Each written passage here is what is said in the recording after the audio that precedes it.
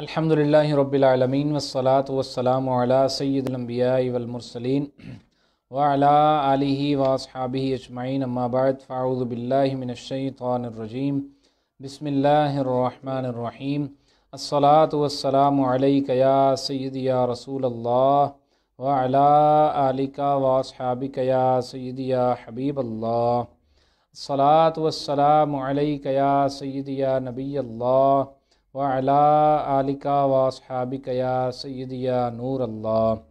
فرمان مصطفیٰ صلی اللہ تعالی علیہ وآلہ وسلم، جو مجھ پر درود پاک پڑھنا بھول گیا وہ جنت کا راستہ بھول گیا۔ استغفر اللہ۔ صلو علی الحبیب صلی اللہ تعالی علی محمد صلی اللہ تعالی علیہ وآلہ وسلم۔ میرے میٹھے اور پیارے اسلامی بھائیوں، کل الحمدللہ عز و جل ہم نے وضو کے مسائل سیکھے تھے اور وضو کو توڑنے والی جو چیزیں ہیں ان کے بارے میں ہم نے سماعت کیا کہ وضو کو کون کون سی چیزیں توڑتی ہیں۔ اسی طرح جو بچہ ہے وہ اگر پیشاب کر دے تو بچے کا پیشاب اگر کپڑوں کو لگ جائے تو اس میں کیا ترکیب ہوگی، وضو کرنا پڑے گا، کپڑے پاک کرنے پڑیں گے یا نہیں کرنے پڑیں گے۔ اسی طرح ہم نے کل یہ بھی سنا کہ کتا اگر بدن کو چھو جاتا ہے تو اس کی وجہ سے بدن پاک رہے گا یا ناپاک ہو جائے گا۔ وضو میں شک آ جائے تو اس کے ہم نے 5 احکام سماعت کیے تھے۔ تھوک میں اگر خون آ جاتا ہے، ناک میں اگر خون آ جاتا ہے تو اس کی کیا حکم ہوگا وہ بھی ہم نے سماعت کیا۔ اسی طرح اگر غسل کر لیا ہے تو دوبارہ وضو کرنا پڑے گا یا نہیں کرنا پڑے گا، اس کے بارے میں بھی ہم نے سماعت کیا۔ کیسے وضو کب ٹوٹتا ہے وومٹ سے، اس کو بھی ہم نے سماعت کیا۔ اس طرح ہنسنے کے جو احکامات ہیں مختلف ان کو بھی ہم نے الحمدللہ عز و جل سماعت کیا۔ آج اب جو ہے وہ ہم آگے بڑھیں گے اور سونے کی جو پوزیشنز ہیں ان سے کب کب وضو ٹوٹتا ہے، کب کب نہیں ٹوٹتا، اس کے بارے میں ہم جو ہے وہ سماعت کریں گے۔ اس کے ساتھ ساتھ جو دیگر جو چیزیں ہیں جیسے کہ مسجد کا پانی ہے، اس طرح مسجد کا وضو خانہ ہے اور وضو خانہ بنوانے کے جو طریقہ کار ہیں اس پر ہم تفصیلاً گفتگو کریں گے۔ اور معذور کے جو احکامات ہیں ان پر بھی ہم نے جیسے پہلے تو ایک چھوٹا سا ہم نے little bit you can say کہ ہم نے ٹچ دیا، لیکن ہم جو ہے وہ اس کے آج تفصیلاً احکامات بھی سماعت کریں گے۔ اللہ تبارک و تعالی ہمارا حامی و ناصر ہو۔ درجہ شروع کرنے سے پہلے یہ میں نے مختصراً عرض کر دی آج کی سمری جو ہم پڑھیں گے، تو درجہ شروع کرنے سے پہلے فرمان مصطفیٰ صلی اللہ تعالی علیہ وسلم کے مطابق ہم کچھ اچھی سی نیتیں کر لیتے ہیں۔ میرے محبوب پاک صاحب الاولاق صاحب معراج صلی اللہ تعالی علیہ وسلم نے ارشاد فرمایا، نیت المؤمن خیر من عملہ، مومن کی نیت اس کے عمل سے بہتر ہے۔ Intention of a Muslim is better than his deed, مسلمان کی نیت اس کے عمل سے بہتر ہے۔ اگر اچھی نیت ہو جائے گی تو اس کا ثواب بڑھے گا۔ تو ہم اسی فرمان مصطفیٰ صلی اللہ علیہ وسلم کے مطابق اچھی نیتوں میں اضافہ کرتے ہیں۔ میں اللہ تبارک و تعالیٰ کو راضی کرنے کے لیے اس سیشن میں شرکت کروں گا، علم دین حاصل کروں گا، اس کو حاصل کر کے آگے پہنچاؤں گا، اس میں مزید پختگی لانے کے لیے کسی عاشق رسول عالم دین کے پاس جا کر مزید مسائل سیکھوں گا اور انشاءاللہ عز و جل اس علم کو پڑھ کر آگے پھیلانے کے لیے بھرپور کوشش کروں گا، اپنے اس تمام مسائل کو بروئے کار لاؤں گا۔ سب سے پہلا ذریعہ تو آپ کے ہاتھ میں ہی ہے، آپ جو ہے وہ ایک کلک کریں، شیئر کر دیں کئی لوگوں کے ساتھ جو کہ آپ کی فرینڈ لسٹ میں موجود ہیں، ان تک یہ پیغام شیئر ہو جائے گا۔ اور دعوت اسلامی کے تحت ہونے والے 5:45 سے 6:30 بجے تک جو مدنی قاعدہ کورس ہوتا ہے، 7 سے 8 بجے تک نماز کورس ہوتا ہے، 8 سے اب 9 بجے تک طہارت کورس ہو رہا ہے، تو یہ جب آپ شیئر کریں گے تو آپ کے ایک شیئر کرنے کی وجہ سے یہ کورس جو ہے وہ کئی اسلامی بھائیوں تک، کئی اسلامی بہنوں تک پہنچ جائے گا اور وہ بھی علم دین حاصل کرنے میں مصروف ہو جائیں گے۔ اب دیکھیے، آپ نے حاصل کرنا ہے، اس کا ثواب سنگل ہونا ہے، لیکن آپ کے شیئر کرنے سے کئی اسلامی بھائیوں تک یہ پیغام پہنچے گا، کورس پہنچے گا، علم دین پہنچے گا، تو اس کا ثواب کئی گنا بڑھے گا۔ تو ہم نے تو ثواب انکریز کرنا ہے، انکریمنٹ کے تو ہم خواہاں ہیں، تو اس کو ہم نے کوشش کرنی ہے۔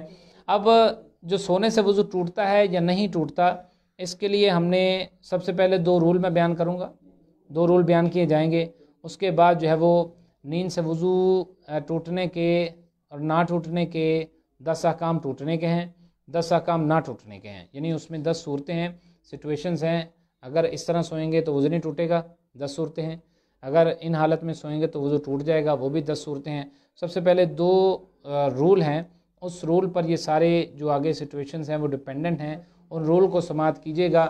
اگر آپ کے وہ 2 رول پکے ہو گئے تو آپ جو ہے وہ 20 سچویشنز ہیں ان کو حاصل کرنے میں کامیاب ہو جائیں گے۔ پہلی صورت یہ ہے کہ میں صحیح طریقے سے بیٹھا ہوا نہ ہوں، ٹھیک ہے، صحیح طریقے سے میں جم کر نہیں بیٹھا۔ اس صورت میں یہ پہلا رول ہے۔ اور دوسرا رول یہ ہے کہ ایسی حالت پر انسان سو جائے کہ جو اسے غافل ہونے دے رہی ہے اور اس سے وہ غافل ہو رہا ہے، رکاوٹ کوئی بھی نہیں آ رہی۔ جیسے دیکھیں نا، اب بندہ اگر کھڑا ہے، کھڑا ہو کر وہ سویا ہوا ہے، ظاہر ہے وہ رکاوٹ آ جائے گی، وہ تھوڑا سا ہلے گا تو گرنے کا خدشہ ہوگا، کہیں یار میں گر نہ جاؤں، تو پھر فوراً جاگ جائے گا، نشاط ہوگی، چستی ہوگی تھوڑی تھوڑی۔ لیکن اگر لیٹ کر سو گیا، لیٹ ہی گیا ہے، تو اب اس کے پیچھے کیا رہ گیا؟ تو اب اس صورت میں اس کے لیے یہ ضروری ہے، دوسرا رول یہ کہ وہ ایسی حالت پر سو گیا کہ جو غافل ہونے دے رہی ہے، اس میں غفلت میں رکاوٹ نہیں ڈال رہی، وہ غافل ہو رہا ہے۔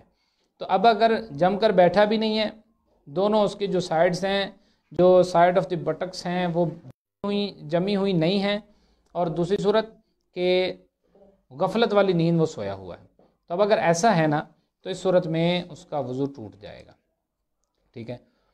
ظاہر ہے اگر جمع بھی نہیں ہے، ایسے بھی نیند آ رہی ہے، یا لیٹ کر سو گیا، دونوں صورتوں میں سونے سے اس کے نیند ٹوٹ جائے گی۔ اب ہم وہ انداز ذکر کریں گے جن سے وضو نہیں ٹوٹتا۔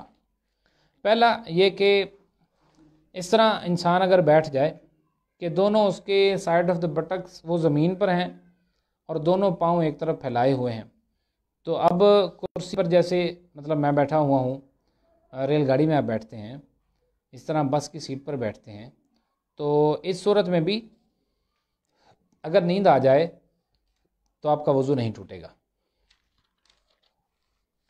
اچھا، دوسری حالت یہ ہے کہ اس طرح اگر آپ بیٹھے ہیں کہ آپ کے بیٹھنے کے دونوں اطراف وہ زمین پر تو ہیں، اور پنڈلیاں جو ہیں وہ ان کو آپ اپنے سینے کے ساتھ لگائے ہوئے ہیں اور ہاتھوں کا حلقہ بنا کر بیٹھے ہوئے ہیں، تو یا پھر ایسے ہے کہ ہاتھوں کے حلقوں میں لے کر ہاتھ خواہ زمین پر لگے ہوئے ہیں، یا سر جو ہے وہ آپ کا گھٹنے کے اوپر رکھا ہوا ہے، تو ایسی صورت میں بھی آپ کا وضو نہیں ٹوٹے گا۔ اگر آپ پالتی مار کر بیٹھے ہیں، چوکڑی مار کے جسے کہتے ہیں 4 زانوں بیٹھے ہوئے ہیں، زمین پر ہیں، تخت پر ہیں، تو اس صورت میں بھی وضو نہیں ٹوٹتا۔ اتحیات میں جیسے بیٹھتے ہیں، تشہد میں 2 زانوں ہم جسے کہتے ہیں، 2 زانوں اگر بیٹھ گئے ہیں تو 2 زانوں بیٹھنے سے بھی آپ کا وضو نہیں ٹوٹے گا۔ اللہ اکبر۔ اسی طرح اگر گھوڑے یا خچر پر کوئی شخص سوار ہے اور اس پر وہ کاٹھی یا زین رکھ کر یا سیٹ رکھ کر سوار ہوا ہے، اس پر اگر اس کو نیند کا کوئی جھٹکا لگ جاتا ہے تو ظاہر اس پر بھی اس کا وضو نہیں ٹوٹے گا۔ اگر یہ کسی جانور پر وہ سوار ہے لیکن سواری کے اوپر کوئی سیٹ، کوئی کاٹھی یا کوئی زین نہیں رکھی ہوئی، لیکن جانور جو ہے وہ کلمبنگ کر رہا ہے، اوپر کو چڑھ رہا ہے، اب اگر جانور ظاہر ہے جب اوپر کو چڑھتا ہے تو اس کی فورس لگتی ہے اس کے کافی طریقے سے، ظاہر ہے جب وہ چڑھائی چڑھتا ہے تو ایک دفعہ اس کا جو سوار ہے اس کو بھی اس فورس کا سامنا کرنا پڑتا ہے جو جانور جس فورس کا سامنا کر رہا ہے۔ ایسی صورت میں بھی چستی رہے گی، غفلت نہیں آئے گی۔ جب غفلت نہیں آئے گی تو نیند غفلت والی آ ہی نہیں سکتی، اس صورت میں بھی وضو نہیں ٹوٹے گا۔ اچھا، تکیہ سے ٹیک لگائی ہے اور وہ ٹیک بھی ہلکی سی ہے، اس طرح بیٹھا ہوا ہے کہ وہ ٹوٹل زمین پر بیٹھا ہوا ہے، تکیے کو جو ٹیک لگائی وہ برائے نام ہے، تو اگرچہ تکیہ ہٹانے سے گر پڑے گا لیکن اس سے اس کا وضو نہیں ٹوٹے گا۔ پیارے اسلامی بھائیو، یہ دھیان میں رہے کہ تکیہ ہٹانے سے اگرچہ گر پڑے لیکن چونکہ جو اس کی ٹیک ہے، جو اس کا ڈپینڈنسی ہے، جو اس کا آسرا ہے تکیے کے اوپر، وہ معمولی سا ہے، تو اس کے ہٹانے سے بھی اگرچہ یہ گر پڑے لیکن اس کا وضو نہیں ٹوٹے گا۔ کھڑے ہونے کی حالت میں اگر یہ سو جائے، رکوع کی حالت میں سو جائے، سجدے کی حالت میں سو جائے، کئی نمازی ایسے ہوتے ہیں سجدے میں جا کر سو جاتے ہیں، رکوع میں جا کر سو جاتے ہیں، کھڑے ہو کر سو جاتے ہیں بیچارے، تو ہو سکتا ہے نیند کا غلبہ ہو سکتا ہے کوئی مجبوری ہو سکتا ہے معذوری ہو، ہو سکتا ہے بیماری ہو، لیکن یہ ساری چیزیں ہیں، لیکن اس میں ہم یہ ڈسکس کریں گے اس کا وضو ٹوٹے گا یا نہیں۔ تو سب سے پہلے یہ ہے کہ کھڑا ہونے کی حالت میں اگر کوئی سو بھی جاتا ہے، ان کیس اگر اس کی عادت ہے، یا چلتے میں بھی جو لوگ ہیں وہ سو جاتے ہیں، تو کھڑا ہو کر اگر سوئے گا تو اس کا وضو نہیں ٹوٹے گا۔ رکوع کی حالت میں سوئے گا پھر بھی وضو نہیں ٹوٹے گا۔ اسی طرح سجدہ کرے گا، سجدے میں یہ یاد رکھیے گا، ضروری ہے کہ سنت کے مطابق سجدہ کریں۔ سنت کے مطابق آپ نے اس سے پہلے گھنٹے میں نماز کورس ہم نے کیا ہے، اور نماز کورس اس میں ہم نے سماعت کیا ہوگا کہ سجدہ سنت کے مطابق کیسے ہوتا ہے۔ باہیں کھلی رکھنی ہیں، اور اپنے جو ہاتھ ہیں وہ ایسے رکھنے ہیں، اور اپنے جو پیٹ ہے رانوں سے جدا رکھنا ہے، رانیں پنڈلیوں سے جدا رکھنی ہیں، یہ جدا رکھ کے پھر ہم نے سجدہ کرنا ہے۔ ایسی حالت میں اگر کوئی سجدہ کر رہا ہے، ان کیس اس کو نیند آ گئی، اب اس کا وضو نہیں ٹوٹے گا۔ لیکن اگر سنت کے مطابق سجدہ نہیں ہے، جیسے نبی علیہ السلام نے ارشاد فرمایا تم ایسے نہ سجدہ کرو جیسے کتا اپنی پنڈلیاں بچھا لیتا ہے۔ بار شریعت میں مفتی امجد علی اعظمی رحمۃ اللہ تعالی علیہ نے اس حدیث پاک کو نقل فرمایا ہے۔ تو اگر کوئی ایسے سجدہ کر رہا ہے جیسا کہ اکٹھا ہو کر جیسے عورت سجدہ کرتی ہے، عورتوں کے سجدہ کرنے کے طریقے پر وہ عمل پیرا ہے اور سجدہ کر رہا ہے، تو اب اگر اس طرح سجدہ کرے گا نیند آ جائے گی تو ظاہر ہے کہ پھر اس کا وضو تو ٹوٹ جائے گا۔ غفلت آ گئی نا، تو غفلت جب بھی آئے گی وضو تب ٹوٹ جائے گا۔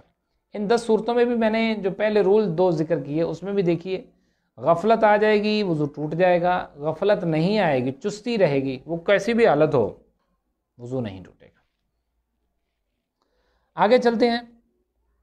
سونے کے یہ 10 انداز تھے کہ جن سے وضو نہیں ٹوٹتا۔ ہوپ فلی کہ آپ کو یہ سمجھ آ گئے ہوں گے، اور آپ اس کو یاد رکھ کے اس پر عمل بھی کریں گے، اور اس کے حوالے سے کیئرفل بھی رہیں گے۔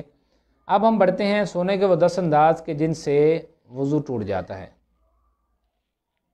تو میرے میٹھے پیارے اسلامی بھائیوں، اب وضو ٹوٹنے کی 10 کنڈیشنز ہیں۔ اس میں دیکھیے گا، آپ نوٹ کریے گا کہ غفلت والے انداز ہوں گے، اور غفلت ایسی ہوگی کہ اس غفلت میں مبتلا ہونے کی وجہ سے بندے کا وضو ٹوٹ جاتا ہے۔ پہلی اس میں کنڈیشن یہ ہے کہ پاؤں کے جو تلوے ہیں، تلیاں جس کو کہتے ہیں، پاؤں کے تلووں کے بل وہ بیٹھا ہے، دونوں گھٹنے اس کے کھڑے ہیں، ٹھیک ہے، اس حالت میں بھی اگر سو گیا اس کا وضو ٹوٹ جائے گا۔ چت لیٹا ہے، لیٹ گیا ہے، چھت کی طرف اس کا منہ ہے، اور ظاہر جیسے سیدھا لیٹتے ہیں ہم نارمل کنڈیشن میں، اگر وہ سو گیا وضو اس کا ٹوٹ جائے گا۔ پیٹ کے بل سو گیا لیٹ کر، لیٹنے سے تو ظاہر آپ کو پتہ ہے وضو ٹوٹ ہی جاتا ہے۔ دائیں کروٹ لے لی، بائیں کروٹ لے لی، اس سے بھی وضو اس کا ٹوٹ جائے گا۔ اسی طرح ایک کوہنی پر ٹیک لگائی اور آدھا وہ لیٹا ہوا ہے، ٹیک لگا کر اس طرح کر کے وہ سو گیا، تو اب ایسی کنڈیشن میں بھی اس کا وضو ٹوٹ جائے گا۔ اچھا، اسی طرح بیٹھا ہے لیکن اس کے جو بیٹھنے کے جو دونوں اطراف ہیں، سائڈ آف دا بٹکس، وہ زمین پر جمے نہیں ہوئے، جسم اس کا اٹھا ہوا ہے، تو اب اس صورت میں بھی سارا آسرا کونی پر ہے، تو اب ظاہر ہے غافل ہو گیا، غفلت میں جب پڑا تو نیند آ جائے گی، نیند آنے میں اس کا وضو ٹوٹ جائے گا۔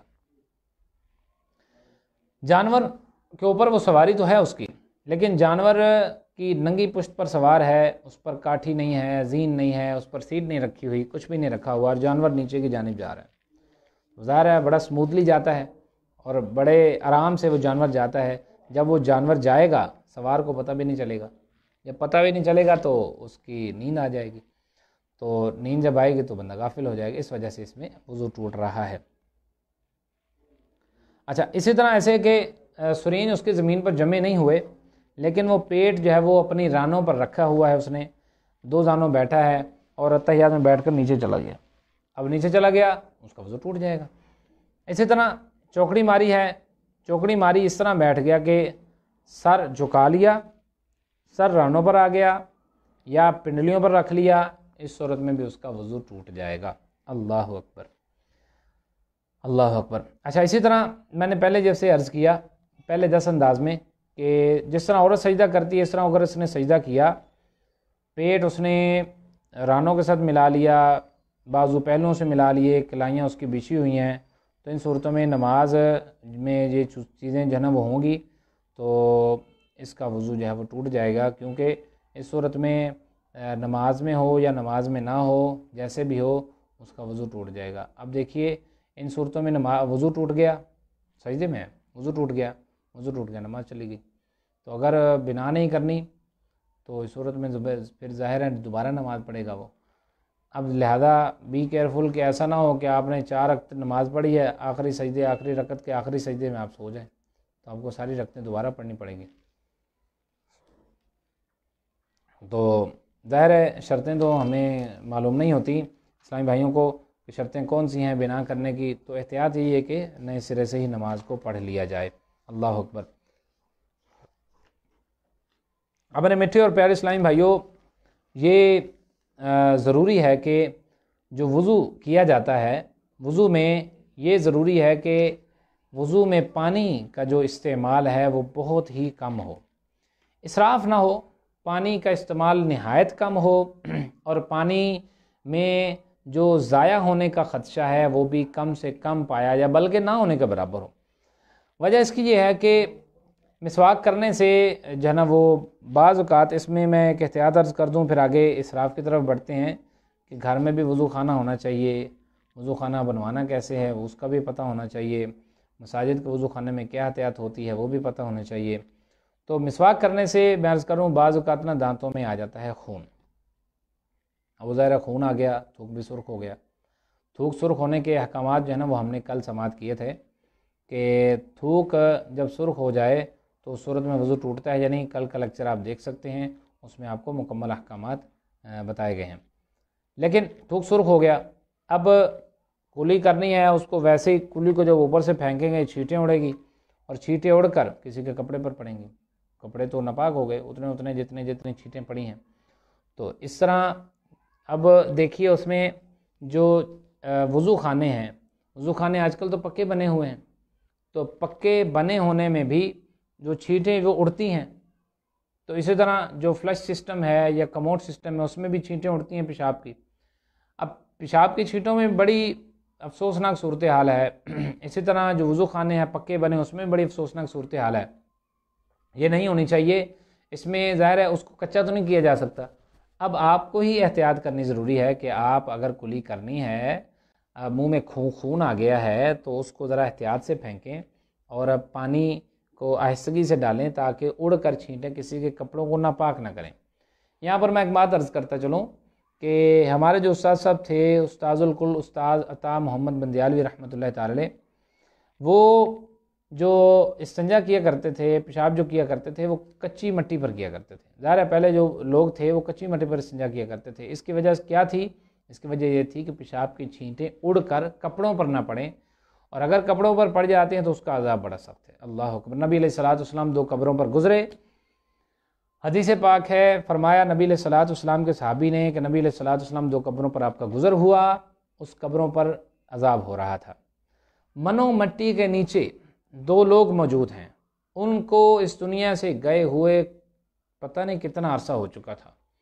نبی علیہ الصلوۃ والسلام اتنی پرانی قبروں پر گزرے، منو مٹی کے نیچے کیا چل رہا ہے، میرے نبی علیہ الصلوۃ والسلام کی قوت سماعت کو پتہ چل گیا۔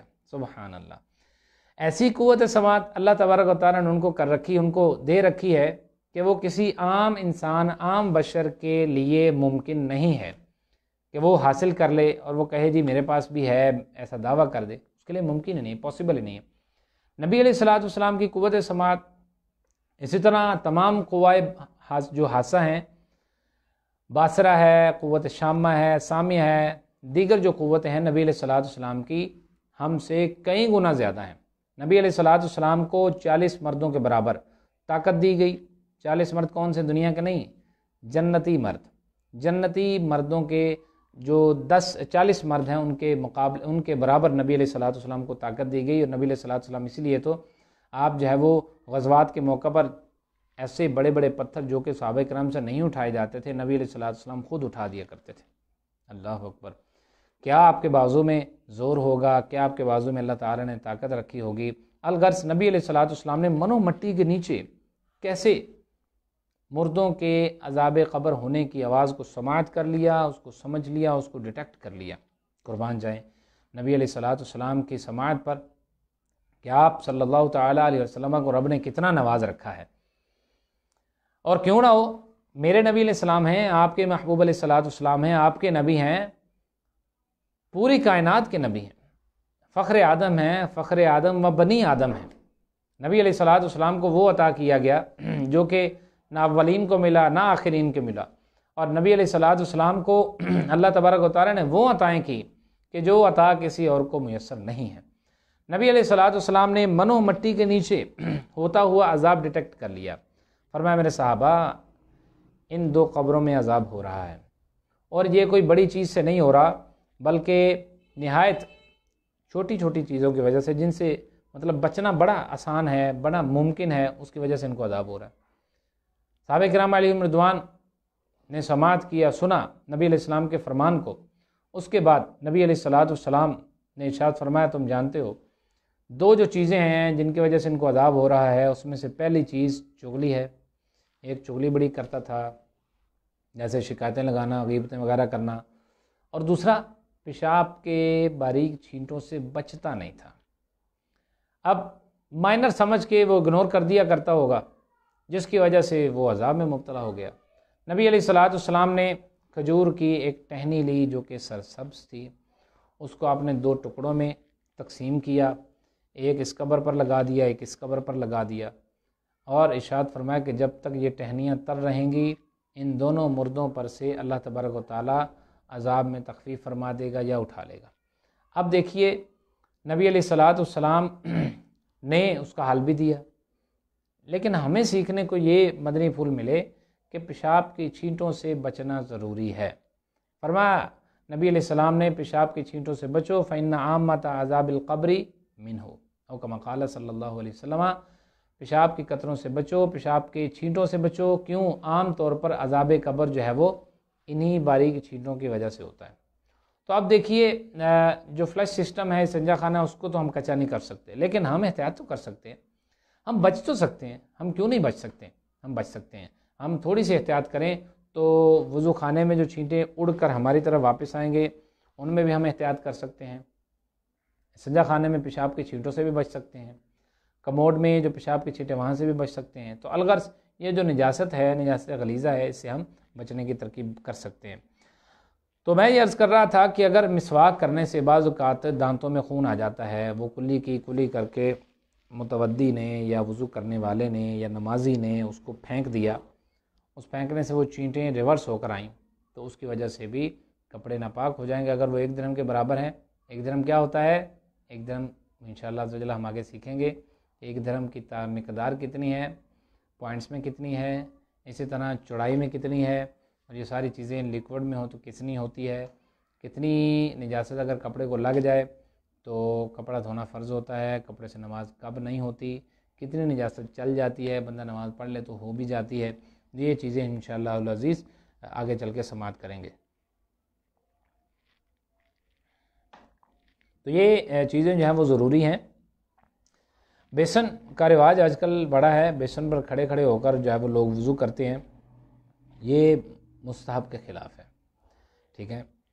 تو سائشوں بھرے ہم گھر تو بڑے بڑے بنا لیتے ہیں، اور اتنا بڑا گھر، لو جی لگژری اپارٹمنٹس ہو گئے ہمارے، جو اٹیلین ہے وہ کچن ہے تو واش روم ہے تو بیڈ رومز ہیں تو یہ ہے تو وہ، لیکن کبھی ہم نے یہ بھی غور کیا کہ کیا وضو کرنے کے لیے بھی کوئی جگہ بنائی ہے کہ اگر ہم تسلی سے بیٹھ کر کسی سیٹ پر بیٹھ کر وضو کر لیں تو ہمارے لیے کتنی بہتری ہو جائے گی۔ کاش ہم اس طرف بھی توجہ کریں، اور گھر میں یا لان میں کسی ایک جگہ پر چھوٹا سا وضو خانہ بنا لیں، 1 سیٹ کا بنا لیں، 2 سیٹ کا بنا لیں، آگے نل بنائیں، اس کے پیچھے جو ہے وہ آپ وہ بنا لیں، سیٹ بنا لیں، سیٹ کے اوپر بیٹھ جائیں، تو اس میں کسی قسم کا کوئی مشکل نہیں ہوگی۔ بیسن پر کھڑے ہو کر وضو کریں گے تو نیچے سے سارے جو اطراف ہے وہ گیلا ہو جائے گا، اور جگہ گیلی ہو جائے گی، مائع مستعمل اس میں پڑے گا، ہو سکتا ہے کپڑوں پر بھی پڑے، تو ایسا نہیں ہونا چاہیے۔ ہاں، اس میں آپ کو میں ایک عرض کر دیتا ہوں کہ وضو کا طریقہ، شیخ طریقت امیر اہل سنت بانی دعوت اسلامی حضرت علامہ مولانا ابو بلال محمد الیاس عطار قادری رضوی ضیائی دامت برکاتہم علیہ کا رسالہ ہے وضو کا طریقہ۔ مکتبۃ المدینہ سے آپ یو کین پرچیز، آپ پرچیز کر سکتے ہیں، خرید سکتے ہیں.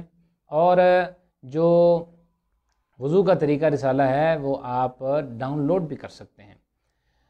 dawat-islami.net، اس پر آپ لاگ ان کریں گے. لاگ ان کر کے آپ ہوم کے ساتھ بکس کا ٹیب ہے اس پر کلک کریں گے، آگے سرچ باکس آ جائے گا. سرچ باکس پر آپ وضو لکھیں گے، اردو میں لکھ دیں، رومن میں لکھ دیں، یا انگلش میں تو نہیں لکھیں گے. ابلوشن ہو سکتا ہے میں بھی نہ آئے رزلٹ، لیکن وضو رومن میں WUDU یا پھر وضو لکھتے ہیں اردو میں، تو انشاءاللہ العزیز آپ کو یہ رسالہ مل جائے گا. اس کے آخر پر گھر میں وضو بنانے کا طریقہ مکمل دیا گیا ہے، تو اس میں آپ جو ہے وہ اس کو حاصل بھی کر سکتے ہیں، اس کو پڑھ بھی سکتے ہیں، اور اس میں وضو خانہ بنا بھی سکتے ہیں. تو میری تو مدنی التجا یہی ہے، گھر میں وضو خانہ بنا لیں.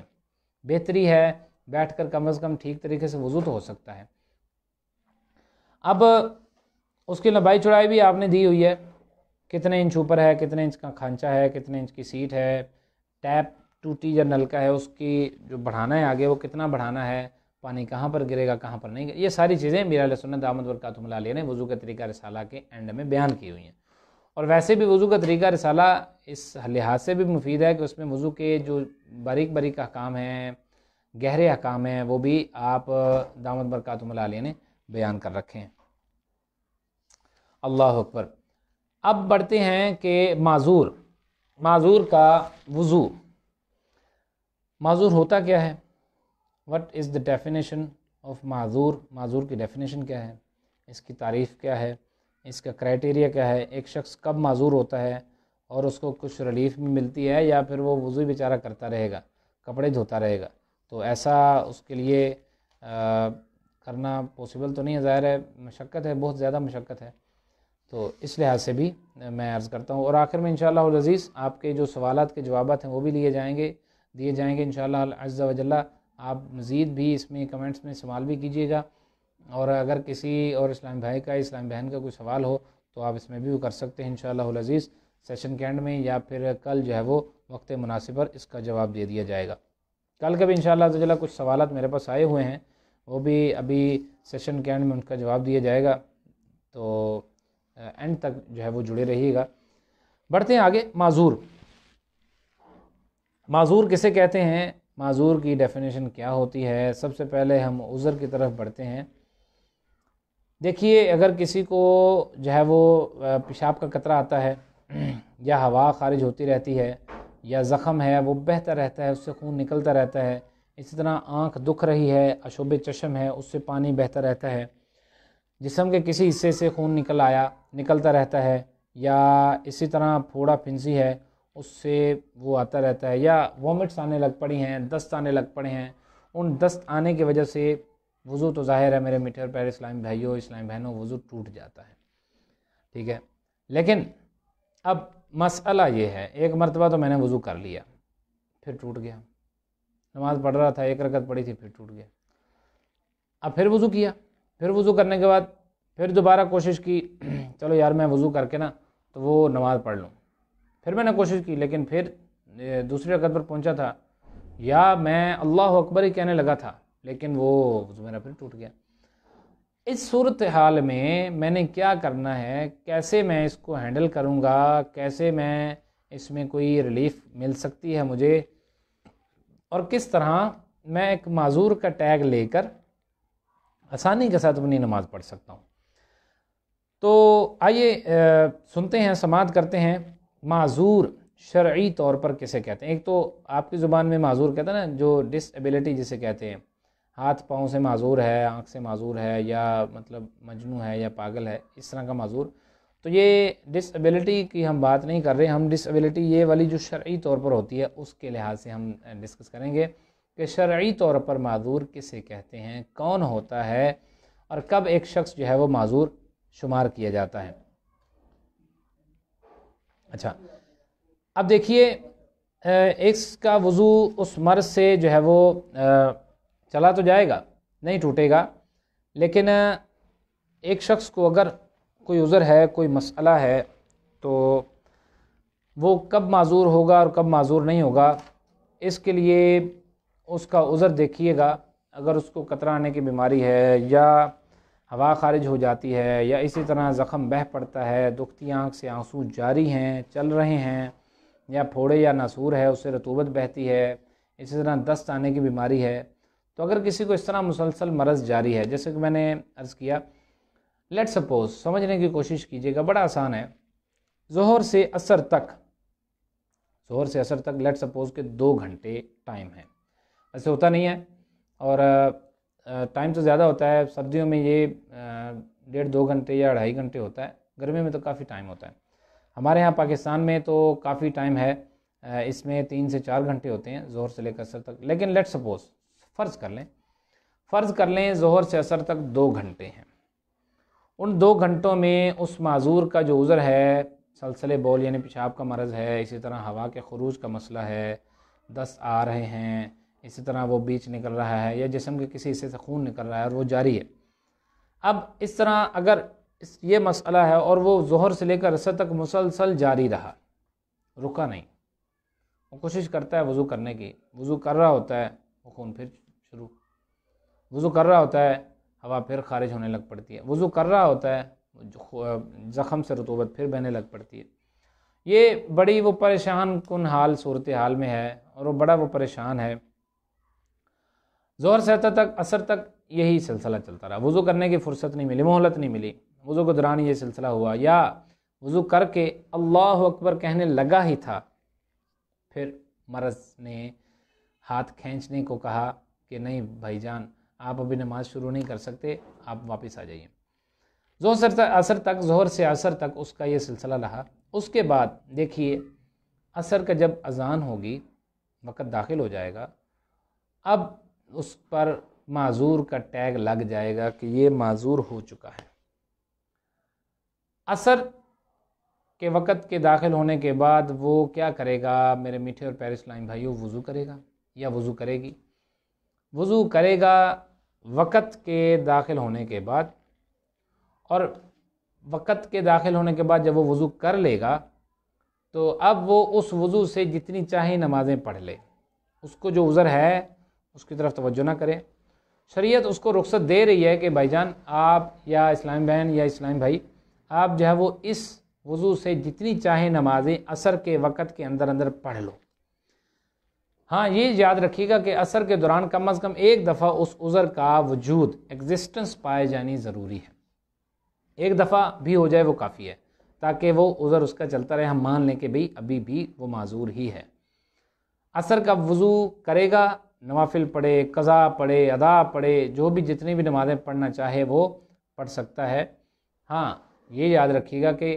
عصر کے جو فرض ہیں، فرضوں کے بعد نوافل نہیں پڑھنے، عصر کے فرضوں کے بعد صرف قضا نمازہ پڑھ سکتے ہیں، عصر پڑھ سکتے ہیں، لیکن نوافل نہیں پڑھیں گے، ٹھیک ہے، اس کے ساتھ ساتھ آپ یہ بھی دیکھیے گا کہ آپ جو عصر کی نماز ہے اس میں آپ قضا پڑھیں، ادا پڑھیں، جو بھی پڑھنا چاہیں آپ پڑھ سکتے ہیں، جب بھی عصر کا وقت جائے گا وضو معذور کا وقت کے جانے سے ٹوٹ جائے گا، بریک ہو جائے گا، ختم ہو جائے گا، مغرب کے وقت کے داخل ہونے کے بعد نیا وضو کرنا پڑے گا، ٹھیک ہے، اب اس میں اختلاف ہے کہ آیا وقت کے جانے سے وضو ٹوٹتا ہے یا نیا وقت آنے سے وضو ٹوٹتا ہے، لیکن آپ یہ سمجھ لیں کہ جب مغرب کا وقت آئے گا اس کا وضو ختم ہو چکا ہوگا، ٹھیک ہے، اب وضو تو ختم ہو گیا، اب نئے وقت کے لیے نیا وضو، اب دیکھیے نا نارمل بندے کا، نارمل شخص کا وضو ٹوٹتا ہے کوئی چیز نکلے، خون نکلے، ہوا نکلے، پیشاب نکلے، نجاست نکلے، تب وضو ٹوٹتا ہے، لیکن اس بندے کا وضو جو معذور ہے وقت کے جانے سے ٹوٹتا ہے، وقت چلا جائے اس کا وضو چلا جائے گا، ایک شخص ہے اس نے عشاء آئی، نماز اذان ہوئی، وضو کیا، پوری رات وہ جاگتا رہا، پوری رات اس کو وہ ہوا خارج ہوتی رہی، مطلب جو معذور جس کی وجہ سے وہ تھا، پوری رات وہ بندہ وضو سے رہے گا، کیونکہ وہ سویا بھی نہیں ہے، عبادت کرنا چاہ رہا ہے یہ وہ، تو اب وہ پوری رات وضو سے رہے گا، تو اس شخص کو یہ رخصت ہے کہ وہ اپنا وضو دوبارہ نہیں کرے گا، ٹھیک ہے، ہاں اگر کوئی مسئلہ ایسا ہے کہ جس کو باندھا جا سکتا ہے، خون ہے، ٹھیک ہے، تو جہاں سے خون بہتا ہے وہاں پر کوئی کپڑا باندھا جا سکتا ہے تو کپڑا باندھ لے تاکہ مصلی یا وہ جگہ جہاں نماز پڑھنی وہ آلودہ نہ ہو، ٹھیک ہے، تو کپڑا باندھنے میں بھی آسانی ہے تاکہ وہ کپڑے گندے نہ ہوں، وہ اس میں ناپاکی نہ آئے، اور جو ہے وہ نماز بھی آپ کی چلتی رہے۔ اس کے علاوہ معذور کا جو وضو ہے، ایک تو وقت کے جانے سے ٹوٹے گا، اور دوسری وہ چیز کہ جس کی وجہ سے اس کو رخصت ملی ہے، اس کے علاوہ اگر کوئی اور چیز پائی گئی، جیسا کہ ایک شخص کو ہم نے رخصت دی ہے کہ بھئی آپ کو ہوا کے خروج کا مسئلہ ہے، ہوا نکلتی رہتی ہے، ریح خارج ہوتی رہتی ہے، تو آپ کو اس میں اجازت ہے۔ اب اگر وہ استنجا خانے گیا پیشاب کرنے، استنجا کرنے، تو اس کا وضو اس سے ٹوٹ جائے گا۔ رخصت تو اس کو جناب ایک چیز میں ملی ہے نا، ہوا کے خروج میں رخصت ملی ہے، باقی چیزوں میں تو رخصت نہیں ہے، باقی چیزوں میں تو معذور بھی نہیں ہے، وہ تو اس کے کنٹرول میں ہے، تو اس چیزوں سے اس کا وضو ٹوٹ جائے گا۔ جس میں رخصت ہے صرف اسی میں رخصت کو یوز کرنا ہے، دوسرے میں رخصت میں آپ نے ایکسیڈ نہیں کرنا کہ نہیں اس میں رخصت ملی ہے تو چلو جو مرضی ہوتا رہے، میرا وضو نہیں ٹوٹے گا، ایسا نہیں کرنا، ایسا کرنے کی اجازت بھی شریعت نہیں دیتی۔ اللہ اکبر۔ اچھا دیکھیے، اگر معذور کو ایسا عذر ہے کہ جس کی وجہ سے کپڑے ناپاک ہو جاتے ہیں، ٹھیک ہے، تو 1 درہم سے زیادہ ناپاک ہو گئے۔ 1 درہم کتنا ہوتا ہے؟ ہتھیلی ہے، یہ میری ہتھیلی ہے، اس پر میں پانی پھینکتا ہوں، اب اس کو میں آپ کو پریکٹیکل نہیں کر کے دکھا سکتا، ہتھیلی پر پانی پھینکتا ہوں، میں ہتھیلی کو چھوڑتا ہوں، یہ نارمل کنڈیشن میں رہتی ہے۔ اب جتنا پانی میرے میٹھے پیارے اسلام بھائیوں، ناظرین و سامعین، جتنا پانی میری ہتھیلی پر نارمل کنڈیشن چھوڑنے میں رہتا ہے، اتنی وہ مقدار درہم کی شمار کی جائے گی پھیلاؤ میں۔ تو اتنا اگر یہ درہم کی مقدار ہوتی ہے، درہم کی مقدار سے زیادہ کپڑے ہو گئے ناپاک، ٹھیک ہے۔ اب اگر معذور کو پتہ بھی ہے کہ جناب میرے پاس اتنا موقع ہے کہ میں اگر ان کو پاک کروں نا تو پاک کر کے میں نماز پڑھ لوں گا تو میں پڑھ سکتا ہوں، تو فرض ہے کہ وہ پاک کرے پھر نماز پڑھے، یہ اس کے لیے فرض ہے، ٹھیک ہے، یہ چیز وہ کرے گا ضروری۔ لیکن اگر اتنا پتہ ہے کہ بیچارے کو کہ بھئی جناب میں اگر پاک کرنے میں لگ گیا نا تو یہ دوبارہ ہوتا رہنا ہے، پاک کیے، نماز پڑھنے کے لیے کھڑا ہوا، پھر دوبارہ ناپاک، پھر پاک کیے، پڑھنے کے لیے کھڑا ہی ہوا تھا، پھر خون یا پیشاب یا کوئی ایسا زخم بہہ پڑا جس کی وجہ سے نجاست چلنے لگ پڑی ہے، پھر بیچارہ جو ہے وہ اس سے بھی گیا گزرا ہے، تو اب دھونا ضروری نہیں ہے، اسی سے ہی پڑھے گا، اگرچہ اس کا مصلی بھی آلودہ ہو جائے تب بھی اس کی نماز ہو جائے گی۔ یہ ان کیس ہے اگر سپوز کر لیں کہ یہ کنڈیشن ہوتی ہے۔ لیکن میں نے جو عرض کیا نا کہ اگر کپڑا باندھ لیں، کپڑا باندھنے کی جو صورتحال ہے نا وہ بڑا اچھا ہے، اور کپڑا باندھنے میں بھی آسانی ہو جائے گی، اور وہ مصلی جو کپڑے ہیں وہ آلودہ نہیں ہوں گے۔ اب آگے بڑھتے ہیں، جو وضو کو چیزیں جو ڈسٹرب کر سکتی ہیں وہ ہم دیکھتے ہیں۔ میں نے عرض کیا تھا کہ اگر پیشاب ہے، پخانہ وغیرہ ہے، یا کوئی اور نجاست ہے جو پیشاب والے مقام سے نکلتی ہے تو اس سے بھی وضو ٹوٹ جاتا ہے۔ یہ وضو کے ٹوٹنے والے جو احکامات ہیں ان سے یہ ریلیٹ کرتی ہے چیز۔ اسی طرح معمولی سی ہوا بھی نکلتی ہے تو اس سے وضو ٹوٹ جائے گا۔ اچھا، اسی طرح اگر انکانشیسنس، جسے بے ہوشی کہا جاتا ہے، بے ہوشی سے بھی میرے میٹھے اور پیارے اسلامی بھائی وضو ٹوٹ جاتا ہے۔ مسکنسیپشنس بہت زیادہ ہیں، there are lot of misconceptions, ہمارے دماغوں میں بہت غلط فہمیاں بڑھی ہوئی ہیں، چلی ہوئی ہیں، جس کو بھی سنا، جس کو بھی دیکھا اس کی بات سن لی اور اس کے پاس بیٹھ گئے، چل یار کوئی دین کی بات بتائے گا ہی نا، اب وہ چاہے غلط بتا دے صحیح بتا دے، نہیں، ہر ایک کے پاس نہیں جایا کرتے، یکدم گیر محکم گیر، ایک کو پکڑو اور اسی کے ہو کر رہ جاؤ۔ تو یہ نہیں کہ مطلب روزانہ در بدلتے رہنا ہے، گھر بدلتے رہنا ہے، نہیں، ایسا اگر آپ کریں گے تو آپ تو دماغی لحاظ سے مریض بن جائیں گے۔ ایک در پکڑیں، بس ایک در پکڑیں اور اسی پر پکے ہو جائیں۔ پہلے آپ نے میرے میٹھے اور پیارے اسلام بھائیو، مشورہ یہ ہے، عرض یہ ہے کہ پہلے آپ کوئی عالم دین، کوئی سنی عالم دین جو کہ اوتھینٹک بات کرتا ہے اس کو تلاش کریں، تلاش کر کے کم از کم ان کے مسائل بیان کردہ جو ہیں اس کو کسی اور عالم دین سے اس کی اتھینٹسٹی کروائیں کہ واقعی یہ جو بیان کر رہے ہیں ٹھیک ہے۔ اب جو وہ بیان کرتے ہیں تو مطلب اگر تو آپ کے معیار پر وہ یہ ہے کہ دوسرے آپ نے کسی اور کو بھی چیک کروایا، کسی دوسرے 2 عالم دین کو، ٹھیک ہو گیا، انہوں نے کہا ٹھیک ہے جی، یہ بندہ مسئلے صحیح بیان کر رہا ہے، یہ مسئلہ بھی ٹھیک ہے، اس کے عقائد بھی ٹھیک ہیں، سب کچھ ٹھیک ہے، تو آپ انہی کو فالو کرنا شروع کر دیں، اور یہ جو جال سازی ہے اس سے بچنے کی کوشش کریں۔ ہر بندہ مسئلے بیان کرنا شروع کر دیتا ہے، لیکن اتھینٹسٹی کا نہیں دیکھا جاتا، حوالہ نہیں دیکھا جاتا۔ دین میں ہر کوئی جو ہے وہ بہتی گنگا میں ہاتھ دھونے کی کوشش کرتا ہے، لیکن وہ اس کو آتا جاتا کچھ بھی نہیں ہوتا۔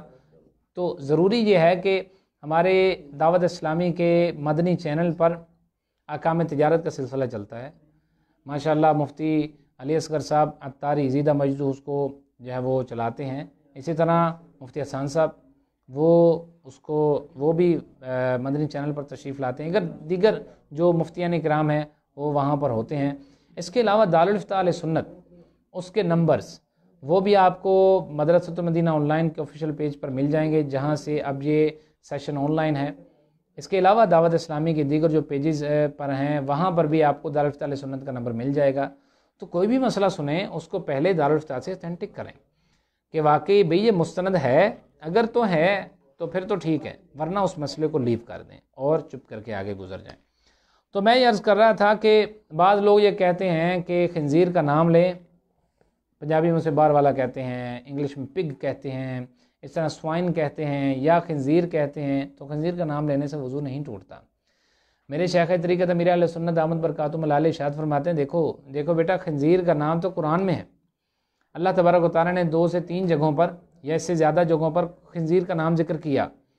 اب اگر خنزیر کا نام لیا اور قرآن پاک کا لفظ پڑھنے کی نیت تھی تو اس میں تو ثواب مل رہا ہے۔ دیکھیں نا، سرکار علیہ السلام نے کیا ارشاد فرمایا، قرآن کا ایک ایک حرف 10 نیکیاں دیتا ہے۔ الف لام میم، میں یہ نہیں کہتا یہ ایک حرف ہے، الف الگ ہے، لام الگ ہے، میم الگ ہے، 30 نیکیاں تمہارے کھاتے میں آ گئی ہیں۔ تو بھئی خنزیر پر میں بھی تو کتنے الفاظ ہیں، خا ہے، نون ہے، زا ہے، یا ہے، را ہے، 5 الفاظ، 5 حروف آ گئے نا، 5 حروف آپ نے پڑھے، 50 نیکیاں مل گئیں۔ اور نیت میری یہ ہے کہ میں نے قرآن پاک کا جو اترا ہوا قرآن پاک کا اللہ تعالیٰ کا جو لفظ ہے وہ میں نے پڑھا ہے، تو دیکھیے نام لینے سے تو نیکیاں مل رہی ہیں۔ تو آپ غلط افواہ نہ اڑائیں اور نہ ہی اس کو آگے پہنچانے میں مدد دیں کہ خنزیر کا نام لینے سے زبان ناپاک ہو جاتی ہے۔ بھئی ایسا نہیں ہوتا، زبان پر کوئی آپ نے نجس چیز تو نہیں لگائی کہ جس کی وجہ سے آپ کی زبان ناپاک ہو جائے گی۔ خنزیر کا نام لینے سے زبان ناپاک نہیں ہوتی، اور وضو بھی نہیں ٹوٹتا، یہ بھی غلط فہمی ہے۔ اچھا، اسی طرح وضو میں کر رہا تھا، وضو کرنے کے دوران کسی نمازی بھائی کی وضو توڑنے والی چیز دوبارہ پائی گئی، اور اس کی وجہ سے اس کو ریلیف بھی نہیں ملا، وہ رخصت پر بھی نہیں ہے، مطلب معذور بھی نہیں ہے۔ تو اب وہ نئے سرے سے وضو کرے گا، جو پہلے جو ہاتھ دھویا، منہ دھویا یا مسح کیا، پاؤں دھو ہی رہا تھا، وضو پھر ٹوٹ گیا، تو اب دوبارہ سے وضو کرے گا، گویا کہ اس نے کچھ بھی نہیں کیا، وہ زیرو پر واپس آ چکا ہے۔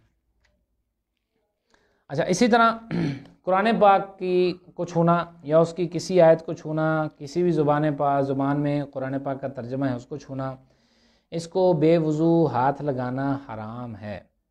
قرآن پاک میں رب تعالیٰ خود ارشاد فرماتا ہے، لا یمسہ الا المطہرون، سورہ واقعہ میں ہے، آخری رکوع ہے، اللہ تبارک و تعالیٰ فرماتا ہے کہ قرآن پاک کو پاک لوگ ہی چھوتے ہیں۔ ٹھیک ہے، تو پاک ہونے کے لیے غسل ہونا بھی ضروری ہے اور وضو کا ہونا بھی ضروری ہے، اور اسلام بھی ضروری ہے۔ ایسا نہیں کہ اگر ایک کافر ہے وہ غسل کر لے، وضو کر لے تو قرآن پاک کو ہاتھ لگا سکتا ہے، نہیں، اندر بھی پاک، باہر بھی پاک، باطن بھی صاف اور ظاہر بھی صاف۔ تو یہ نہیں کہ اندر کفر پڑا ہوا ہے اور اس کو میں کافر کو قرآن پاک تحفے میں لے جی آپ قرآن پاک تحفے میں لے لیں، آپ پڑھیے گا، اس کو بڑا فائدہ ہوگا، نہیں۔ مسلمان اس کا اہل ہے، مسجد میں آنے کا اہل بھی مسلمان ہے، قرآن پاک کو چھونے کا اہل بھی مسلمان ہے، تو مطہرون لا یمسہ الا المطہرون میں جو شد ہے وہ یہی بتا رہی کہ خوب وہ بندے پاک ہو جائیں، خوب پاک ہوں گے پھر ہی وہ قرآن پاک کو چھو سکتے ہیں۔ تو ہمارا قرآن پاک ہے، اب دیکھیں نا، حضرت فاروق اعظم رضی اللہ تعالیٰ عنہ کی ہمشیرہ تھیں، حضرت فاروق اعظم رضی اللہ تعالیٰ عنہ 39 لوگ مسلمان ہو چکے تھے۔ آپ جو ہے وہ جب نبی علیہ السلام کو شہید کرنے کے ارادے سے دار ارقم میں جا رہے تھے تو راستے میں کسی نے بتایا کہ تمہاری بہن جو ہے وہ مسلمان ہو چکی، پہلے تو جا کے اس کی خبر لو۔ فاروق اعظم رضی اللہ تعالیٰ عنہ سونتی تلوار ہے، ننگی تلوار آپ کے ہاتھ میں ہے اور آپ جو ہے وہ بہن کی طرف روٹ چینج کر لیا، چلے گئے، دروازہ کھٹکھٹایا، اندر سے کچھ پڑھنے کی آواز آئی، سورہ طٰہٰ کی تلاوت، آیتیں جو ہے وہ تلاوت کی جا رہی تھی۔ اللہ اکبر۔ نبی علیہ الصلوۃ والسلام سے محبت بہت زیادہ تھی اور قرآن پاک سے پیار بہت زیادہ تھا، انس بہت زیادہ تھا۔ دروازہ کھولا، کہا کہ کیا پڑھ رہے تھے مجھے بھی دکھاؤ۔ آپ رضی اللہ تعالیٰ عنہ کی بہن نے آپ کو کہا نہیں، میں تمہیں ایسے نہیں دوں گی، پہلے غسل کرو، وضو کرو، پہلے پاک ہو جاؤ۔ اب دیکھیے فاروق اعظم رضی اللہ تعالیٰ عنہ اس وقت اسلام قبول نہیں کیا تھا، لیکن پھر بھی قرآن پاک کو نہیں چھوا، چھونے ہی نہیں دیا۔ آج بھی یہی ہے، کافر اس کو قرآن پاک کو نہیں چھوئے گا۔ تو ویسے بھی اگر مسلمان بھی ہے، غسل فرض ہے یا وضو فرض ہے، تو وہ میرا بھائی یا بہن پہلے پاک ہو جائے گا، وضو کرے گا، اس کے بعد جو ہے وہ قرآن پاک کو چھوئے گا۔ اسی طرح اگر آیت کوئی لکھی ہوئی ہے، جیسے پہلے سکہ تھا ہمارا پاکستان کا 1 روپے کا سکہ تھا بڑے والا، جس میں جو ہے نا وہ آیت کریمہ لکھی تھی وَاعْتَصِمُوا بِحَبْلِ اللَّهِ جَمِيعًا وَلَا تَفَرَّقُوا، اللہ کی رسی کو مضبوطی سے تھام لو اور تفریقہ میں نہ پڑو۔ یہ آیت سکے کے اوپر کنندہ تھی، لکھی ہوئی تھی۔ علماء اہل سنت کی اللہ تبارک و تعالیٰ خیر کرے کہ انہوں نے یہ آیت ہٹوا دی۔ کیوں؟ سکہ کئی جگہوں پر گر بھی سکتا ہوگا، نالیوں میں جاتا ہوگا، کئی اس میں مسائل ہوتے ہوں گے بے ادبی کے، پھر جو لوگ اس کو چھوتے ہیں وہ 95% بے وضو ہوں گے۔ تو چھونے کا وقت وضو تو ہونا اب مشکل ہے کہ بندہ بازار میں ہے تو ہر وقت جو ہے نا وہ سکے کے لیے وضو رکھے، کوئی ایسا نہیں کرتا ہوگا، تو اس وجہ سے وہ آیت ہٹا دی گئی۔ اب دیکھیے سکوں پر آیت کریمہ نہیں لکھی جاتی، لکھنی بھی نہیں چاہیے، ٹھیک ہے۔ سوالات اسی طرح جو چیزیں ہیں وضو میں جو اسراف ہوتا ہے اس کو بھی ذرا توجہ دینے کی حاجت ہے۔ میں بڑھتا ہوں آپ کے جو سوالات ہیں، سوالات آپ نے ماشاءاللہ سے کیے ہیں۔ کل کچھ سوالات تھے وہ پہلے عرض کرتا ہوں۔ منہ میں اگر چھالے ہیں تو ان سے اگر پانی نکلے تو وضو کا کیا حکم ہے؟ اب دیکھیے ہم نے کل پڑھا تھا کہ سکن پر چھالا ہے، وہ چھالا نکلا، اس سے پانی نکلا، سکن پر بہنے سے وہ ایسی جگہ پر کو چھو جائے کہ جہاں پر بہنے سے وضو واجب ہو جاتا ہے۔ آنکھ کے اندر بہے گا تو وضو نہیں ٹوٹے گا، خون ہے اگرچہ، لیکن سکن پر بہے گا تو وضو ٹوٹ جائے گا۔ تو یہ سکن نہیں ہے، یہ منہ کا چھالا ہے اندر والا، تو اس کے چھالے میں اتنا پانی نہیں بھرے گا کہ جس کے بہنے سے وضو ٹوٹ جائے گا، اس سے وضو کرنا ضروری نہیں ہے۔ اسی طرح اگر کوئی اسلامی بہن ہے، انہوں نے سوال کیا ہے کہ اگر ایسے ایام میں جس میں وہ نماز نہیں پڑھتی اس میں درود پاک پڑھ سکتی ہیں، اوراد پڑھ سکتی ہیں، دیگر وظائف کر سکتی ہیں۔ فیضان اذان شیخ طریقت امیر اہل سنت دامت برکاتہم العالیہ کا رسالہ ہے، فیضان اذان۔ You can download it from the website of Dawat Islami. Log into dawatislami.net. Then click on the tab books. Then you can surf فیضان اذان، تو آپ اس کو ڈاؤن لوڈ کر لیں، اس میں بھی یہ مسئلہ لکھا ہوا ہے۔ تو ان ایام میں اسلامی بہنیں جو ہیں وہ اوراد بھی پڑھ سکتی ہیں، وہ اوراد جو قرآن پاک میں نہیں آئے۔ اسی طرح درود پاک بھی پڑھ سکتی ہیں۔ ہاں وضو کر لیں، وضو کر کے اپنے منہ کو پاک کر لیں اور اس سے جو ہے وہ درود پاک پڑھ سکتی ہیں۔ فیضان اذان میں امیر علیہ سنت یہ فرماتے ہیں کہ وہ اذان کا جواب بھی دے سکتی ہیں، ان کے لیے جائز ہے۔ اسی طرح قرآن پاک میں آیت الکرسی آئی ہے۔ آیت الکرسی میں 2 نیتیں ہیں، ایک تو یہ کہ یہ قرآن پاک کا حصہ، اس کو قرات کر کے نماز میں پڑھ لیں فبیہا، لیکن اگر اس کو دعا کی نیت سے پڑھیں تو دعا کی نیت سے بے وضو شخص بھی پڑھ سکتا ہے۔ اسی طرح جو اسلام بہنیں نماز نہ پڑھنے والے ایام میں بھی آیت الکرسی کو دعا کی نیت سے، یہ چیز ذہن میں رہے، دعا کی نیت کر کے پڑھنا ہے، قرآن کی آیت کر کے نہیں پڑھنا۔ اسی طرح رب اجعلنی ہے، وہ بھی پڑھ سکتے ہیں، حالانکہ قرآن کی آیت ہے، تو قرآن کی آیت کر کے نہیں پڑھنا، یہ نیت ذہن میں رہے، یہ بات آپ کے ذہن میں رہے کہ میں نے نیت کرنی ہے، یہ نیت ذہن میں رہے کہ یہ دعا کر کے پڑھ رہی ہوں۔ اسی طرح تینوں کل جو ہے وہ پڑھے جا سکتے ہیں، لیکن لفظ کل کے بغیر، جیسے دیکھیں نا قل هو اللہ احد، تو یہ هو اللہ احد پڑھنا ہے، لفظ کل ہٹا دینا ہے، پھر پڑھیں گے تو یہ ویلڈ ہو جائے گا۔ اس طرح کسی اسلامی بھائی نے سوال کیا ہے کہ بے وضو کرتے ہیں یا نہیں، وضو ہو جائے نہیں، عرض یہ ہے کہ بیسن پر وضو تو ہو جائے گا لیکن خلاف مستحب ہے۔ میں ایسا کام کیوں کروں جو کہ خلاف مستحب ہے؟ زہ نصیب اگر میں مستحب جو ثواب والا کام ہے، میرے کھاتے کو بڑھانے والا، ثواب کے کھاتے کو چلانے والا کام ہے، وہ میں کروں تو وہ میرے لیے بڑا بہتر ہو جائے گا۔ بیسن پر وضو ہو جائے گا اور اس میں ویریفیکیشن بھی ہو جائے گی، لیکن اس میں نا خلاف مستحب نہ کریں تو بہتر ہے۔ ہاں اگر آپ وضو کر لیتے ہیں تو آپ کا وضو بہتر ہوگا۔ بیسن پر وضو کرنے کی احتیاطیں وہ کیا کیا ہیں؟ اس میں احتیاطیں تو یہی ہیں جو اسلام بہن نے ایک سوال بھی کیا تھا، وہ بھی میرے ذہن میں آ گیا کہ اگر اسلام بہن ہے تو وہ دوپٹہ لے کر وضو کریں گی یا دوپٹہ نہیں لیں گی؟ دیکھیے اسلام بہنیں متوجہ ہوں کہ اگر وہ دوپٹہ لیں گی اور ان کے غیر محارم کہ جہاں پر سے ان کے بالوں کو کوئی اور اجنبی دیکھ سکتا ہے، جو باپ بھی نہیں ہے، بیٹا بھی نہیں ہے، بھائی بھی نہیں ہے، شوہر بھی نہیں ہے، اسی طرح اس کا جو ہے وہ دیگر محارم ہے ان میں سے بھی نہیں ہے، وہ دیکھ سکتا ہے، تو وہ ایسی جگہ وضو نہ کریں، ایسی جگہ نماز نہ پڑھیں، ٹھیک ہے؟ نماز بھی الگ ہو کر پڑھیں، وضو بھی الگ ہو کر کریں، اور ظاہر ہے جب مسح کریں گی تو دوپٹہ ہٹا کر کرنا پڑے گا، تو چھپ کر وضو کر لیں۔ وضو تو اب کرنا ہے تو اس میں پردے کا بھی اہتمام رہے اور وضو بھی ہمارا ہو جائے۔ تو بیسن پر جو احتیاطیں ہیں وہ یہی ہیں کہ آپ جو ہے وہ اطراف آپ کے جو گندی نہ ہو، اسی طرح جو اس کا ٹیپ ہے، جو نل ہے، اس میں جب ہم پانی کا چلو بھرتے ہیں، پانی کا چلو بھرتے ہوئے جگہ بڑی تنگ ہوتی ہے، منہ بھی آگے ہوتا ہے، تو داڑھی شریف کے یا منہ کے قطرے مستعمل پانی کے وہ گر رہے ہوتے ہیں، وہ اس میں چلو میں ہی گر رہے ہوتے ہیں، وہ چلو دوبارہ مستعمل ہو گیا، نیا پانی تھا، پانی گرا دوبارہ میرے منہ سے لگ کر، وہ پانی تو پرانا ہو گیا۔ تو یہ چیز بھی ذرا احتیاط والی ہے، اور اس طرح کر کے بھی وضو نہیں کرنا بلکہ نل کے نیچے اپنی کھونی کو کرنا ہے۔ باقی احتیاطیں آپ دیکھ لیجئے گا۔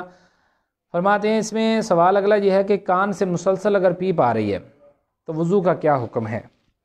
دیکھیں پیپ ایسی ہے کہ وہ کان سے باہر آتی ہے، تو اب یا تو اندر رہتی ہے تو پھر تو کوئی مسئلہ نہیں ہے، اس میں مسح ہی کرنا ہوتا ہے، مسح کر کے وضو کیا جا سکتا ہے، آپ کا وضو ویلڈ ہو جائے۔ لیکن اگر پیپ باہر آ جاتی ہے، باہر آ کر بہنے لگ پڑتی ہے اور وہ جسم پر باہر کافی تشویشناک صورتحال ہے، تو معذور کے احکام جو میں نے عرض کیے ہیں ان کو آپ رپیٹ کر کے دیکھ لیجئے گا، اس میں اگر یہ آتا ہے تو آپ معذور ہیں، مگر نہ آپ معذور نہیں ہوں گے۔ روزے کی حالت میں کلی کا پانی کہاں لے جا سکتے ہیں؟ تو روزے کی حالت میں آپ جو ہے وہ گرگرہ نہ کریں۔ کل میں نے عرض کیا تھا پرسوں میں نے عرض کیا تھا وضو کے طریقے میں، جب آپ روزہ نہیں ہے تو آپ گرگرہ نہ کریں، روزہ نہیں ہے تو گرگرہ کر لیں، لیکن اگر روزہ ہے تو احتیاط کریں، پانی منہ میں بھر کر اوپر نہ کیجیے گا ورنہ آپ کا روزہ ٹوٹ جائے گا، قضا کرنی ہوگی۔ اس میں خطأً ہم اس کو کہتے ہیں کہ یہ خطا ہے، اور خطا میں قضا ہوتی ہے، کفارہ نہیں ہوتا، وضو آپ کا ٹوٹ جائے گا، ایک روزہ اور رکھنا پڑے گا۔ تو یہ ایسا نہ کریں تو بہتر ہے۔ روزے کی حالت میں کلی میں پانی صرف نارمل کنڈیشن میں منہ نیچے رکھ کے تو آپ اس کو دھو لیں، آپ کی کلی ہو جائے گی۔ اور ویسے بھی آپ یہ دھیان میں رکھیے گا کہ کوئی ایسی چیز نہ ہو کہ جس سے میرے روزے میں فرق پڑے۔ تو اچھا، اب اس میں یہ ایک بڑی تشویشناک صورتحال ہے، سوال ہے کہ واش روم میں کموڈ بھی ہوتا ہے یا فلش بھی ہوتا ہے، وہ وہاں وضو کر سکتے ہیں یا نہیں؟ پہلے تو میرے میٹھے سب پیارے اسلامی بھائیوں، عرض یہ ہے کہ آج کل تعمیرات کا سلسلہ ایسا ہے کہ واش روم، استنجا خانہ، غسل خانہ اکٹھا بنایا ہوتا ہے، یعنی ادھر استنجا خانہ ہے، ساتھ میں دوسری جگہ میں غسل خانہ ہے، ایک ہی دروازہ ہے، تو اب یہ ہیں ایک ساتھ ساتھ۔ اب یہاں پر مسئلہ یہ ہے کہ استنجا خانے میں نجاست ہے، غسل میں بھی نجاست کا اترا ہوا پانی پڑا ہوتا ہے، تو اگر آپ ان کو دھو لیں، غسل خانے میں وضو کریں، دھو لیں ان کو، تاکہ ایک دفعہ جو نجس پانی اگر کوئی کسی نے غسل کیا ہو، غسل جنابت کیا ہو، وہ پانی وہاں پر موجود ہے، وہ پانی چلا جائے، آپ دوبارہ اس میں کھڑے ہو کر وضو کر لیں۔ اب جو چھینٹیں گریں گے وہ آپ کے اگر پینچوں پر پڑ جاتے ہیں ان کیس، تو آپ کے پینچے ناپاک نہیں ہوں گے، اس سے نماز ہو جائے گی۔ لیکن اگر وہاں پر کوئی نجاست تھی، چھینٹیں اڑے، آپ کے پینچوں پر پڑے، آپ کے بدن پر پڑے، آپ کی پنڈلیوں پر پڑے، دھویا آپ نے پاؤں ٹخنے تک، پنڈوں تک تو دھویا ہی نہیں، تو پھر بڑی صورتحال کریٹیکل ہو جائے گی، آپ کی نماز نہیں ہوگی۔ کیوں؟ جرم سے زیادہ وہ نجاست لگ جائے گی، اس صورت میں آپ کی نماز نہیں ہوگی۔ تو اس لیے یہ سوالات کا سلسلہ مکمل ہو چکا ہے۔ ابھی جو سوالات نئے ہیں وہ بھی آپ مجھے بتا دیجیے گا، انشاءاللہ عز و جل اس کا بھی وقت مناسب پر وقت مناسب پر اس کا جواب دے دیا جائے گا۔ یہ 7 متفرقات تھے، میں نے ان کو آپ کی بارگاہ میں پیش کر دیا۔ اس سے ہٹ کر جو اسراف ہے، اسراف کے حوالے سے کچھ چند مدنی پھول ہم سن لیتے ہیں۔ میرے آقا اعلیٰ حضرت امام اہل سنت ماحی بدعت حامی سنت رحمۃ اللہ تعالی علیہ حدیث پاک کے تحت کچھ ارشاد فرماتے ہیں۔ حدیث پاک پہلے سن لیجئے۔ نبی علیہ الصلوۃ والسلام حضرت سیدنا سعد رضی اللہ تعالیٰ عنہ پر گزرے تو وہ وضو کر رہے تھے۔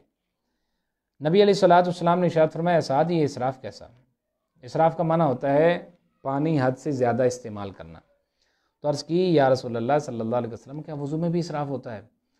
تو میرے محبوب علیہ الصلوۃ والسلام نے ارشاد فرمایا، ہاں، اگرچہ تم جاری نہر پر بھی بیٹھے ہو تو اگر تم آزاد دھوئے جا رہے ہو 3 پانی سے نئے پانیوں سے مسح کیے جا رہے ہو، بار بار کونیاں دھو رہے ہو، پاؤں اس میں رکھ کر بیٹھے ہو، تو یہ فرمائیں یہ اسراف ہے۔ اب جو کوٹیشن ہے امام اہل سنت کی وہ سنیے گا۔ امام اہل سنت رحمۃ اللہ تعالی علیہ ارشاد فرماتے ہیں کہ یہاں پر دیکھیے جاری نہر ہے اور وہ کینال کے جس میں پانی چل رہا ہے، فلو میں ہے، وہاں پر اگر آپ بیٹھے ہیں تو اس میں بھی نبی علیہ الصلوۃ والسلام نے ارشاد فرمایا کہ اگر تم وہاں پر بھی اعضاء کو بار بار دھو رہے ہو تو وہاں پر بھی اسراف ہوگا۔ تو اسراف تو شریعت نے اس کی مذمت ہی کی ہے، فضول خرچی کو شریعت نے کبھی جائز رکھا ہی نہیں ہے، ہمیشہ اس کو کنڈیم کیا ہے، اس کو ریجیکٹ کیا ہے، اس کو دبایا ہے کہ کسی طریقے سے اسراف ختم ہو جائے۔ اگر پانی کا اسراف ہم ختم کر دیں تو وہ علاقے جہاں پر پانی نہیں ملتا وہاں تک پانی تو پہنچ جائے گا۔ ہم یہاں پر پانی بہت زیادہ ضائع کر دیتے ہیں، جس کی وجہ سے ہمارے جو دور دراز کے علاقے ہیں وہاں پانی کی بڑی کریٹیکل سچویشن ہے، بڑی تشویشناک صورتحال ہے۔ اللہ تبارک و تعالیٰ ان کا بھی غائبانہ امداد فرمائے۔